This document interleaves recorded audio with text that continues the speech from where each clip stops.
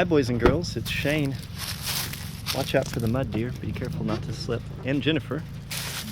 We're gonna be looking at a house for one of my TikTok followers. So when we're looking at abandoned houses and houses that have been vacant for a while and such, sometimes things are all grown up here. But the person we're meeting here contacted me a few weeks ago via TikTok, interested in real estate investing. And this is one of the first houses they picked out to look at. So they wanted me to do a once over and see if it seems like a good deal and if the numbers will work. And I thought this would be a great time for you to see a video of how a real estate investor would look at a house versus how you might look at one.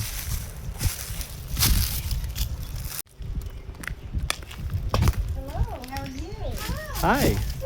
So I really like the rock work here.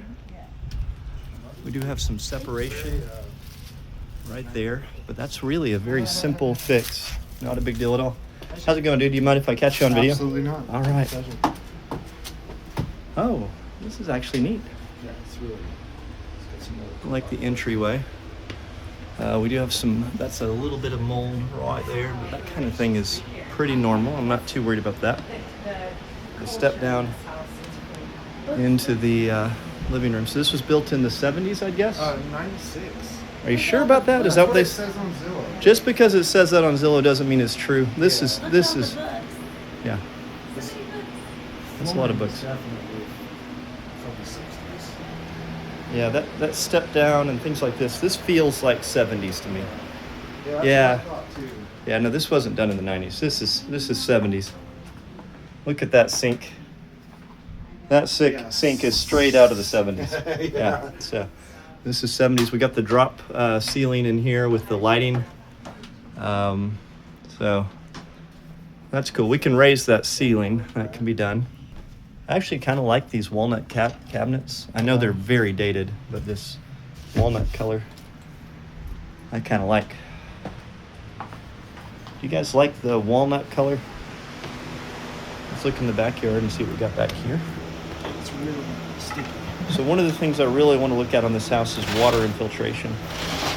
The water infiltration. Because I noticed it was on a hillside. See, this is higher, Yep. and all that water has to come down and go somewhere. So we want to really look here and make sure we don't have really bad water infiltration, because that's hard to fix. Bricks are actually tucking inward Yeah. as water is flowing against that. Sometimes when it really gets moving is probably what created that. Now this is a slab foundation, and since it's sitting higher, it's probably going and then going underneath the house, which sounds harmless enough. But we also will have to look on the front of the house for erosion coming out the front, make sure. Otherwise it could have dug out a huge gap underneath the foundation. That chimney is slanted. Outwards.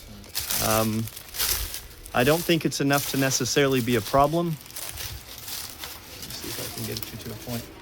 But you can look at that brick and see it, and I don't know if that's just original, like they did a bad job, or if it's shifted over time. I see it now. It looks like it's Okay, I see some cracking here. And then we've had some foundation cracking here. So this part of the house is tilted off just a little bit. Some settling is all right.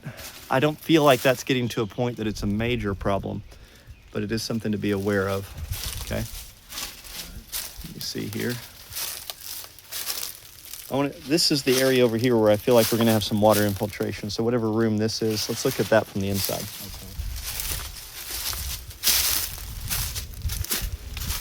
None of these things so far are deal killers for me. I like these wooden floors, but this is from the water at some point coming in and kind of messing those up. But I really like the way these would have looked actually originally. out of my house. Do you? Yeah, I'm taking it out. Oh, don't take it out. They're wonderful. What would Okay. you take out? What's wonderful? He's talking about taking out wooden floors like that from his Oh, house. they're beautiful. Yeah. Oh, this is right out of the 70s. There's definitely repair work that needs Look to be at done that. now. Yeah, the Look at that. bathtub. I actually Oh, like my. this. Okay, so we got a drop ceiling over the bathtub with recessed light. And we got the green tile, if you can see that, which is vintage. But yeah, somebody probably fell into that, and there had already been some rot behind it. That would be probably part of that mildew. We can see where some of this has happened. So we're doing a new tile surround in the bath at least. That toilet's been there since this house was built. see this here, Shane? Oh yeah. So that's where some foundation cracking has occurred. That's not too bad. I mean, it's gonna have to be fixed, but it's not risen up a whole lot, and it's right in the center of the house where you would expect to find some of that. But we're gonna keep looking and see what we got. Right here's the room I'm most interested to see. Let me turn on a light here. They don't work. Oh, they don't work. Okay. All right. So this is probably the same green carpet this house was built with, which is actually probably not the worst thing because that means they haven't covered up anything here. It doesn't look like we have any mold. It doesn't look like the carpet's got water spotting or anything on here. You know, it's not clean necessarily, but it doesn't look like we've had water infiltration, which would be one of my biggest concerns here. But it's wild. I haven't seen that green carpet in a long time. I think would my shirt match that carpet? See the big pointy collar? We used to have it in one of my houses when I was a kid. Let's see, we got another bath here. This one has the white tile. It's kind of got the speckled pattern on it. Not all of that is dirt. And some messiness here. We got a dual vanity. Hi, Shane. Let's see. Some cabinets. And that is the lighting. I've got an extra light on here. Let me turn that off. See how dim that lighting is? Could you imagine trying to get ready in this? It needs to be brighter. Okay, so there's another foundation crack here. And that's probably a 1/4 inch out of line, but that's not real bad. Yeah, you can see the crack going there, and then there's a crack in the walls there. Yeah, I bet there is some on this side. Let's see. We got some cracking over the window. A lot of times you'll see cracking near the doorways and the windows. Like that, maybe. I don't know. So here's third bedroom. Not bad over the windows. I'm gonna look at the foundation from the front of the house, kind of take a look. Yeah, there's a crack. And we have a den area over here. This is the nicest room in the house. I don't know if we can see the ceiling cracking, but that's not bad. Now there's this popcorn ceiling up here may have to be scraped. And we've got some cracking over that window, and some cracking over that door. This corner of the So house.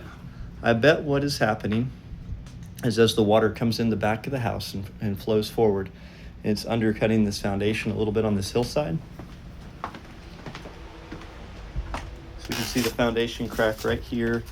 You can see how it goes underneath this. Now that's pretty severe there. And that's been filled at least once before. And I mean, I can get my whole finger in there. No, I'm kidding. Got me. Yep. Right there. Okay. What do you think about taking this wall out to open it up into the dining room? Let's look.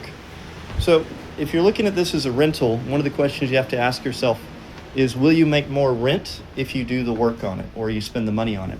Okay. So if you open that up, will you get more monthly in rent, or would it be fine to just leave it as a door? Here's a pretty And in my experience, I don't think you'll get $1 more rent for opening that up. So I don't think I would worry about doing that. But I like, Favorite thing in the house. that's so cool. I like that one. Sunny. I like her mixture of cultures. Look at the fangs on that one. You'd have to be weird to have fangs. Look at that person. They look like they're afraid of something. All in on the house. What's your total? 108.